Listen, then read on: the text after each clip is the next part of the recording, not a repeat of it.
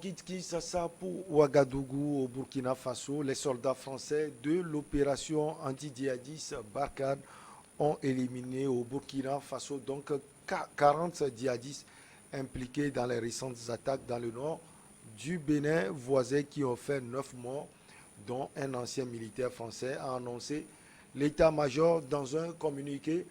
Comme Imayaba, on peut dire tout simplement que c'est une bonne chose parce qu'on a vu l'attaque l'autre fois au nord du Bénin. Hmm. L'attaque a coûté la vie aux gens. Oui, c'est une bonne chose. Ça, il ne faut pas se voiler la face. Ce qu'a fait Barkhane, la force Barkhane au Mali, aujourd'hui, l'annonce, nous l'avons appris ensemble que plus de 40 40. djihadistes qui ont été éliminés dans ce cadre-là. C'est une bonne chose. Mais ce que moi je voudrais peut-être relever, c'est de voir que la force Barkhane aujourd'hui, nous avons vu ses limites. Et puis aujourd'hui, ce feuilleton que nous avons connu dans l'Afrique occidentale, enfin dans le nord du Sahel par rapport à sa gestion, tout le monde l'a décrié. Et il est vrai que c'est une force qui était venue avec des ambitions, vraiment, que les gens attendaient d'elle, mais n'a pas quand même pu être à la hauteur des tâches qui lui ont été N'a pas attribuées. répondu aux attentes. Oui, il n'a pas répondu aux attentes. Aujourd'hui, c'est vrai 40 personnes qui ont été éliminées, mais est-ce que jusqu'à quand? C'est vrai que c'est un ballon d'essai que cette force-là, cette force Barkhane a lancé. Si ça peut continuer dans ce sens-là, c'est bien. Mais au Burkina, quand il était question de 50, je crois 50 personnes qui étaient tuées, La majorité la des majorité soldats. était sortie. Les gens avaient dit, mais où se trouvait la force Barkhane? Pour que cela, c'est ça même qui a conduit le départ même de l'autre, comment l'appelle-t-on, Kabore. Martien Kaboré.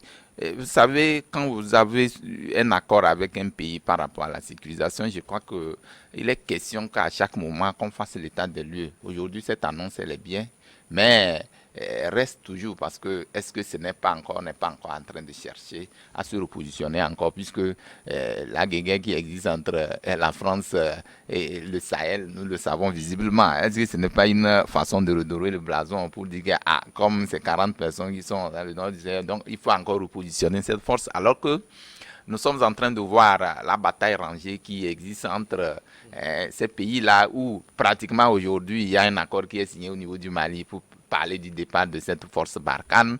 Et Macron aussi dit que non, avant de pouvoir s'affirmer, il faut véritablement qu'on cesse de parler de sentiments anti-français avant de pouvoir voir clair là-dessus.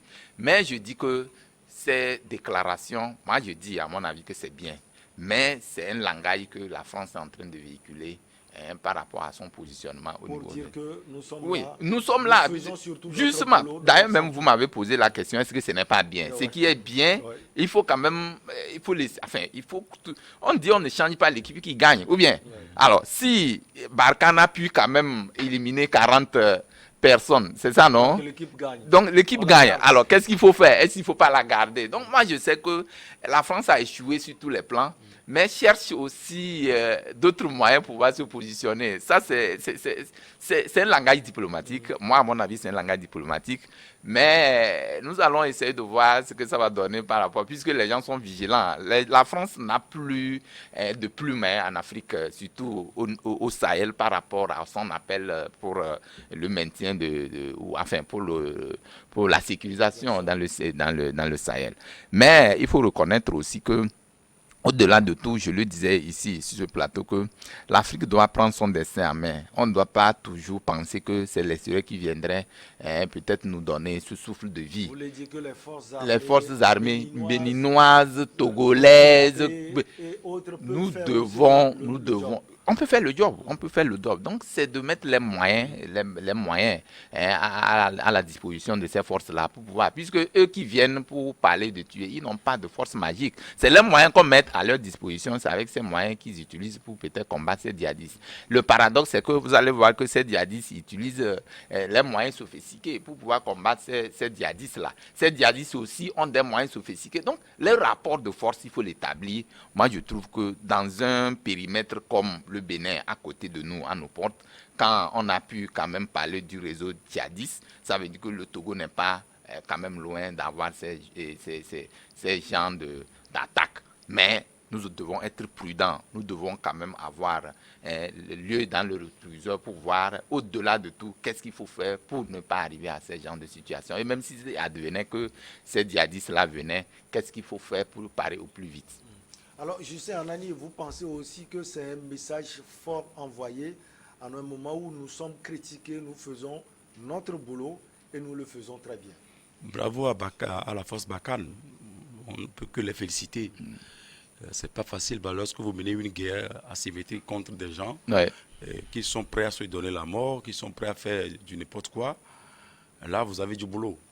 Donc, j'analyse la situation. Moi, je me dis que déjà à travers cette communication, donc la France veut nous dire que malgré les critiques, nous sommes là, nous vous aidons.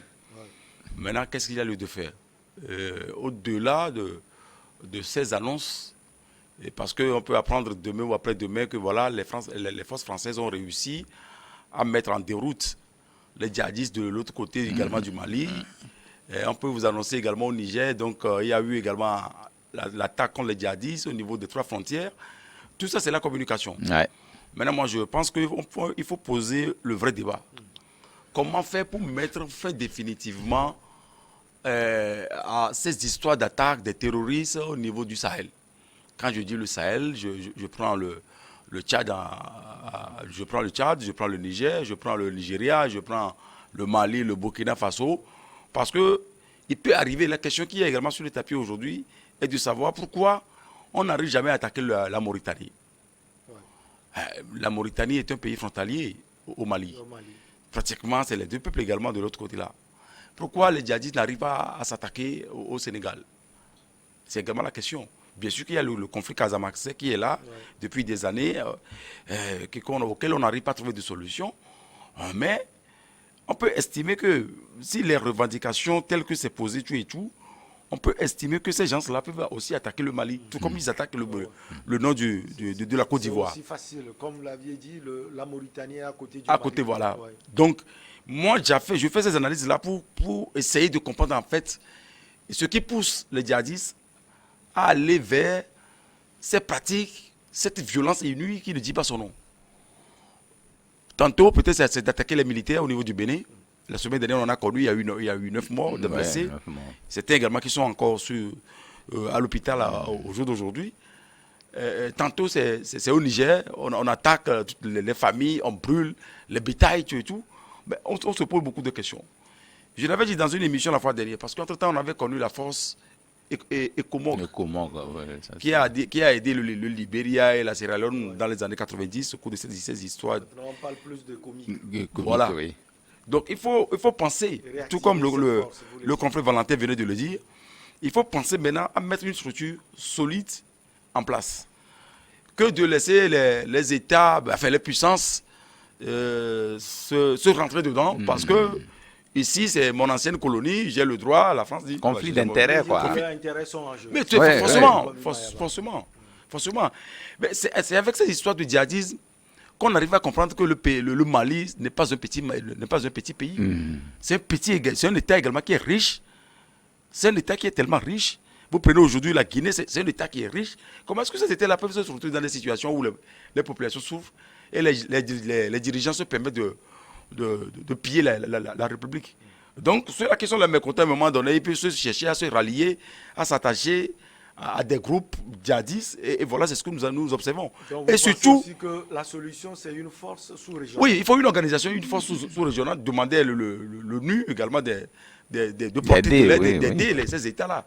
Comme c'est annoncé qu'il y aura un sommet en avril prochain au Togo, à Lomé, plus précisément avec la diplomatie togolaise, et qui a réussi donc à arracher également ce sommet-là pour le Togo, il va falloir poser le vrai problème sur la table et faire en sorte qu'on puisse quand même, de toute façon définitive, mettre ces gens-là en déroute et que ces pays-là connaissent la paix. La paix, le Bénin a déjà connu la paix, comme le Togo d'ailleurs, mais le Bénin a été touché récemment, d'où la vigilance à tous les niveaux pour pouvoir éradiquer définitivement cela. Oui, vous savez, la paix n'est pas une foi, en fait. Quand on parle de la paix, c'est vrai, aujourd'hui, vous pouvez avoir la paix, demain être déstabilisé. Donc, il faut jouer sur les fibres quelqu'un ou peut-être vous allez trouver d'autres situations qui puissent vous permettre de garantir cette stabilité de paix. Et ici, on ne peut pas dire tout à l'heure que vous êtes en paix. La paix, c'est un mot. Vous savez, c'est un mot, hein, ça peut changer à tout moment. Vous pouvez être en paix aujourd'hui, mais selon les situations qui prévaut dans le pays ou dans la zone, ça peut être menacé, cette paix peut être menacée. Ici, comme nous le disons, il faut une force endogène. C'est-à-dire, pour garantir cette paix, il faut une force endogène. C'est-à-dire que vous-même, vous devez prendre des engagements à vous garantir cette paix avant que vous ne pensiez. Parce que celui à qui vous demandez de venir vous porter de l'aide doit d'abord jouer sur les intérêts. Nous l'avons toujours dit. La France ne viendrait pas dans un pays comme ça pour dire que je veux porter de l'aide. La Russie également ne viendrait pas ailleurs comme ça pour parler sans leur intérêt. Donc, c'est des intérêts qui sont mis en jeu. Et les gens, ces puissances-là feront tout pour maintenir ce suspense-là. C'est-à-dire qu'ils vont toujours chercher à ce qu'il y ait toujours ce déséquilibre-là afin qu'on puisse leur faire appel de venir peut-être mettre leur expertise ou leur expérience au service de ces nations-là. Mais nous, sinon on n'est pas éveillés, nous allons dire que non, cette puissance est forte. Pourquoi est-ce qu'on ne peut pas demander une main, c'est-à-dire une puissance africaine, pour aller appuyer la France dans un conflit, pour aller appuyer la Russie dans un conflit? Pourquoi est-ce que nous, Africains, on ne peut pas quand même nous unir pour créer une force vraiment endogène qui puisse concurrencer d'autres forces que nous connaissons? La Russie a une force que nous connaissons, on connaît la force Barkhane. Nous, Africains, on peut avoir une force, même au niveau extérieur, dans les pays un peu compliqués. Oui, Justin, juste parlait de Ecomog devenu Ecomic, il faut réactiver. Il faut réactiver cette force-là. Et c'est tout à fait ça. Donc, seul ce paramètre-là peut nous permettre de nous garantir notre paix dont nous recherchons. Sinon, si nous comptons sur l'extérieur qui viendrait, surtout que vous savez que vous avez les moyens, des ressources, mais que quelqu'un viendrait sans regarder vos ressources, c'est un peu compliqué. Mais nous disons qu'aujourd'hui, la force Barkhane est en train de se redorer de blason. Et la France surtout est en train de se redorer de blason pour peut-être se maintenir encore dans ces états-là. Mais il faut la prudence. Il faut la prudence parce que, pourquoi je le dis, la France aujourd'hui dit, je parle souvent quand nous parlons du sommet France-Afrique et tout ça là, il y a beaucoup de choses qu'on y met. Quand la France ne veut pas partir, vous savez que c'est elle qui détient maintenant et le truc de l'Union européenne. Voilà, la présidence de l'Union européenne. Donc tout ce jeu-là puisque la France perd l'Afrique, surtout l'Afrique occidentale, je pense que ça va peser lourd contre sa présidence au niveau même, vous voyez, le Conseil de sécurité de l'ONU, au niveau de choses. Il y a un aspect important qu'il faut souligner, parce que aujourd'hui, la France veut se faire un nom à travers l'Afrique. Et si c'est comme ça, personne ne refuse. Mais il faut qu'il y ait des relations bilatérales. Parce qu'on ne peut pas nous utiliser comme des marionnettes. Je le disais ici que personne n'est contre les Français. Mais c'est le fait que la France puisse nous assouvir à ne pas parler, justement pour gagner sur nous, que l'Afrique doit quand même, les Africains doivent se réveiller. Personne n'est contre. La plus forte raison, cette émission, nous sommes en train de l'animer en français. Est-ce que c'est en votre langue nous l'animons? Non, nous l'animons en français. Nous parlons français, nous faisons tout en français. Personne n'a un sentiment anti-français. Mais à un moment donné, les Africains doivent comprendre que nous allons prendre notre destin en main. C'est-à-dire qu'on ne peut pas nous empêcher de nous exprimer, parce que celui qui t'empêche de t'exprimer voudrait justement avoir quelque chose de toi. Or, nous parlons ici de déficit démocratique. Pourquoi est-ce que la France veut nous aider, ne peut pas nous amener ces paramètres de démocratie?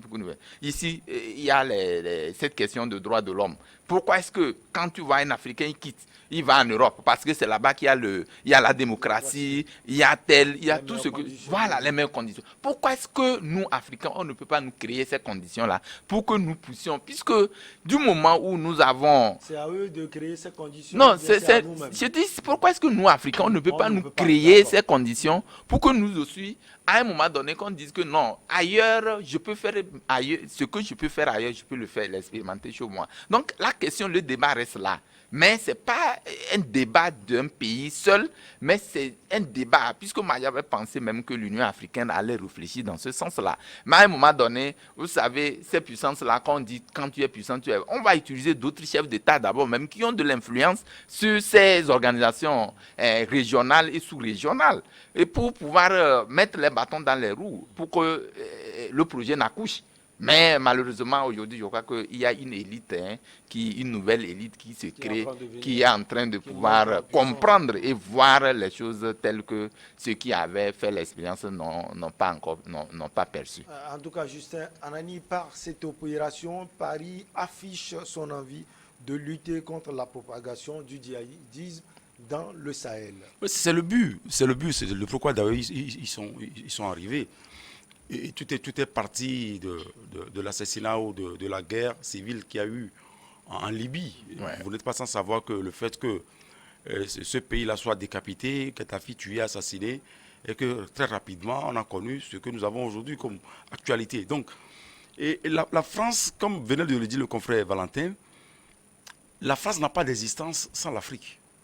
Et les grands hommes politiques français reconnaissent que l'Afrique apporte une grande part, énormément, par rapport non seulement à la construction de ce pays, mais tout ce qui est culturel, linguistique, tout ce que nous avons comme de partage aujourd'hui. Donc la France ne peut pas se séparer de l'Afrique. Ah ouais. Maintenant, cette réalité est là. Quel est le comportement de la France, enfin les dirigeants français politiques, je veux dire, aux égards, à l'égard des Africains? C'est là où le débat est sérieux à mener. Parce qu'on estime qu'on peut mettre les potatas comme chef d'État, excusez-moi l'expression, mais qu'on manipule à loisir. Donc quand il y a eu élection dans un pays, on demande que la France donne son option d'abord, avant que ce scrutin-là ne soit validé.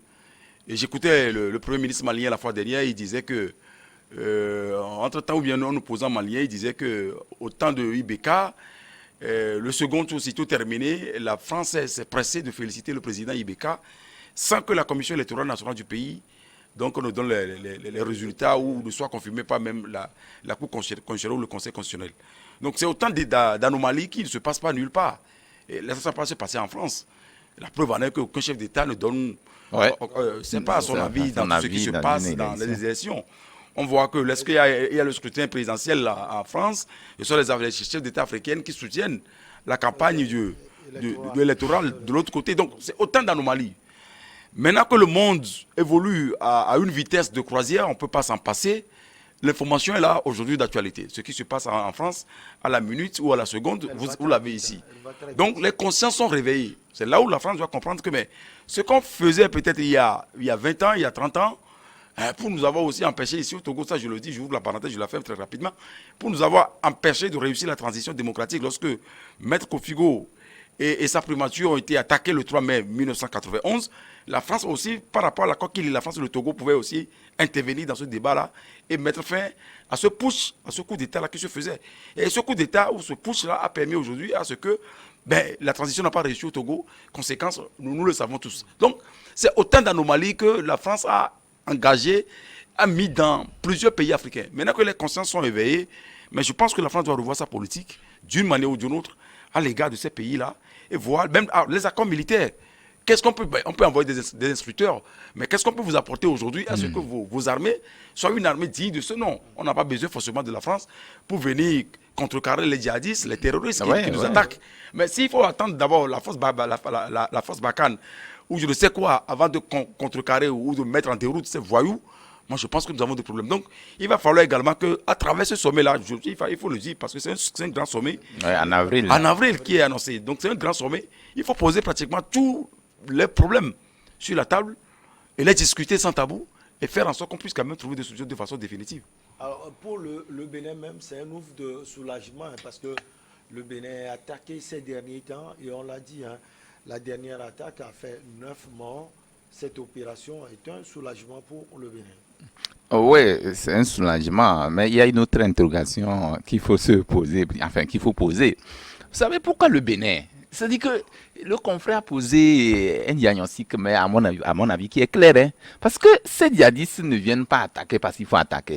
Vous savez, les réformes que Talon est en train de mener au Bénin, Vous savez que Talon est dans les viseurs même de ces puissances. Hein.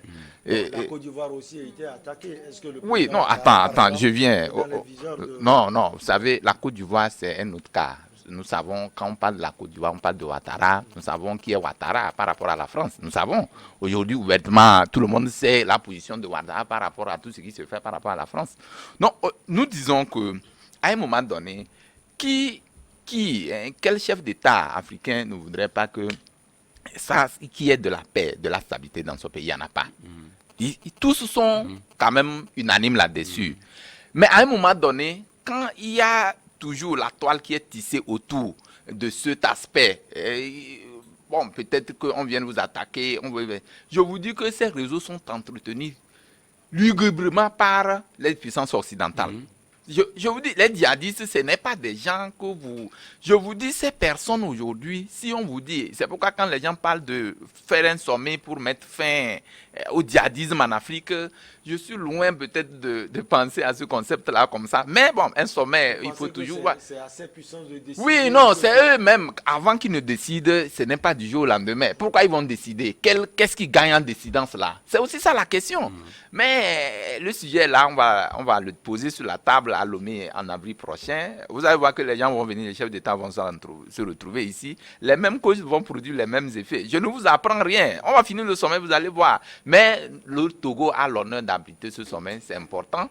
Mais nous devons aussi prendre des garde-fous parce que quand on vous dit que c'est vous qui êtes la vitrine, c'est vous qui organisez un sommet contre les terroristes qui attaquent la sous-région, ça veut dire beaucoup de choses. Donc, le Togo doit être prudent. Mais je suis sûr qu'avec la prévoyance du chef de l'État et sa diplomatie qui est forte, qu'on ne va pas tomber dans les ruines. Nous demandons à ce que les chefs d'État se réveillent. Aujourd'hui, le terrorisme, le djihadisme dont nous avons, nous faisons face, ne viennent de nulle part. C'est nous-mêmes qui entretenons, c'est les puissances qui entretiennent ces réseaux-là contre nous, Africains. Nous devons prendre nos consciences parce que les armes viennent d'où? L'Afrique ne fabrique pas les armes, vous le savez. Et nous n'avons pas les moyens logistiques plus sophistiqués. Ça vient d'où? Et qui le fait et pour qui? Alors pourquoi? Donc tout ça là, c'est des interrogations que nous devons mettre sur le tapis. Mais à un moment donné, il faut, je le dis, il faut et toujours les gouvernants, les présidents, les chefs d'État qui sont au pouvoir doivent quand même jouer sur la fibre de la démocratie également. Parce que quand les gens ont faim, on dit souvent que le ventre affamé n'a point d'oreille.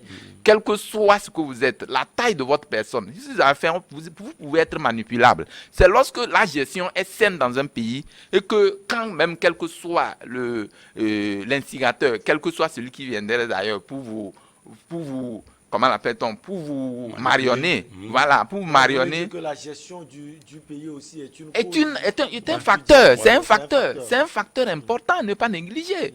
Aujourd'hui, quand il y a des soulèvements, quand il y a ceci, il y a cela, c'est parce que les gens ont faim. Les gens ne se retrouvent pas en celui-là qui est au pouvoir. Les gens se disent que mais telle gestion. Nous avons parlé tantôt du détournement de plus de 300 milliards. C'est beaucoup de choses. Est-ce que les gens dans ce pays n'ont pas faim?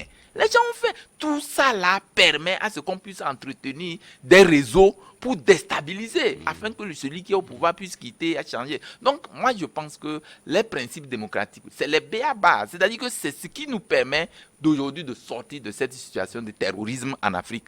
Même si nous sommes loin de cette situation, mais je me dis que si les chefs d'État ont des préacquis, c'est-à-dire qu'ils ont des principes sacro-saints de la démocratie, on peut arriver à un jour à la fin de ce djihadisme ou de ce terrorisme. Ouf de soulagement, même question à vous pour le Bénin, même si, comme Mayaba, Valentin surtout, dit que le Bénin n'est pas attaqué pour rien. Oui, non, quand vous analysez, il y a certainement une cause. Il y a certainement une cause. Peut-être que vous allez poser la question de savoir pourquoi le Togo n'est pas attaqué. Voilà. Donc, pourquoi le Ghana n'est pas attaqué? Bon, vous dites que la Côte d'Ivoire a été attaquée, oui, mais allez-y chercher et comprendre. Donc, il y a des éléments qui entrent en jeu. Il y a des éléments qui entrent en jeu. Et tout ça, c'est téléguidé. Ah, oui. Comme Valentin le dit, c'est téléguidé. Il y a certainement les puissances derrière. On sait que tout part de l'Arabie Saoudite, en passant par peut-être Syrie, Irak, Iran, Irak, avec ce que nous avons comme réseau aujourd'hui. Ils communiquent, ils ont des armes, ils ont des moyens, ils ont des appareils, ils ont des financiers. C'est tout un réseau. C'est un réseau. C'est un réseau, ce sont des réseaux qui sont tellement très forts. Maintenant, venir à bout de ces djihadistes, je dis, le sommet de Lomé, moi, je ne vais pas rentrer peut-être dans le fond d'un certain nombre de choses. Mais l'initiative est prise et que le sommet va se tenir ici. Comme l'a dit le confrère, c'est comme si on invite les gens. Nous sommes là, nous existons. C'est le message qu'on envoie, entre guillemets, peut-être à ces jadis-là que nous existons. Nous sommes là. Le Togo va organiser et je sais que les autorités les plus haut gradés savent ce que c'est. Certainement, ils prennent des dispositions. Maintenant, le Bénin qui est en difficulté, est-ce que la politique, les réformes qu'adopte aujourd'hui le président Athanase Patrice au Bénin est appréciée partout? Voilà. Autant d'éléments. Les opposants sont en prison aujourd'hui. On estime que la plus grande partie vient du nord du pays. Maintenant, ces attaques-là, on les observe au nord du pays. Est-ce qu'il y a un lien? Allez-y chercher à comprendre. Tout à fait. Maintenant, au niveau des réformes, il y avait des intérêts français énormes au Bénin avant l'arrivée de Talon. Progressivement, il a permis à ce que certaines entreprises françaises soient fermées. Maintenant, il contrôle même l'envoi de tonnes de coton à l'extérieur, tout et tout. Maintenant, le contrôle, voilà, tout est contrôlé. Alors qu'avant, il y a d'autres facilités qui arrivent à s'offrir et qui arrivent à gagner dans ce genre de business. Donc, il y a autant d'éléments qui entrent en jeu. Mais là où on parle de djihadisme, on parle de terrorisme, certainement qu'il y a des mécontents. Il y a des mécontents qui se veulent entendre. Histoire de Boko Haram, tout a commencé dans cette zone pétrolière qui a mené à ce qu'un Serruya soit assassiné. Bon, après, on a connu des jeunes qui sont révoltés contre l'armée qui est bien préparée. Non, il faut aller chercher des moyens aussi. Et progressivement, ça s'est transformé en ce que nous appelons aujourd'hui Boko Haram. Donc, certainement qu'il y a des mécontents dans des zones qui s'organisent, qui se préparent, qui viennent attaquer. Parce qu'ils ont leur mot à dire. Mais est-ce que c'est de cette façon qu'il faut communiquer? Voilà. C'est également l'autre questionnement. Maintenant, communiquer, on nous a appris que c'est parler pour se faire comprendre. Maintenant, si vous parlez le même langage et que l'autre ne veut pas comprendre, et que vous comprenez, vous estimez qu'aujourd'hui, c'est le moyen le plus sûr, c'est d'aller chercher des armes, et l'autre aussi s'en va chercher des armes.